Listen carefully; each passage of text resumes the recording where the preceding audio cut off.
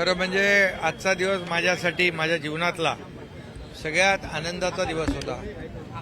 आणि आज जगद्गुरू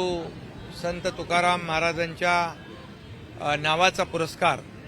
माझ्यासारख्या सर्वसामान्य कार्यकर्त्याला देऊच्या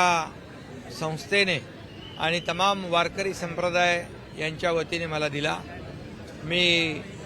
नम्रपणे तो स्वीकारला, पण तो माझा एकट्याचा पुरस्कार नाही आहे, तो तमाम वारकऱ्यांचा आहे, धारकऱ्यांचा आहे, माझ्या शेतकऱ्यांचा आहे, लाडक्या बहिणींचा, लाडक्या भावांचा तो पुरस्कार आहे। आणि म्हणून जे 2.5-3 वर्षामध्ये संपूर्ण महाराष्ट्रामध्ये जे विकासाचं काम केलं, लोकाभिमुख कल्याणकारी योजना आपण केल्या, पंढरपूरमध्ये किंबहुना देऊ असेल, आळंदी असेल, या संपूर्ण तीर्थक्षेत्रामध्ये जे आम्ही निर्णय घेतले आणि पंढरपूरच्या वारकऱ्यांच्या सोयीसुविधांसाठी देखील जे निर्णय घेतले, त्यामुळे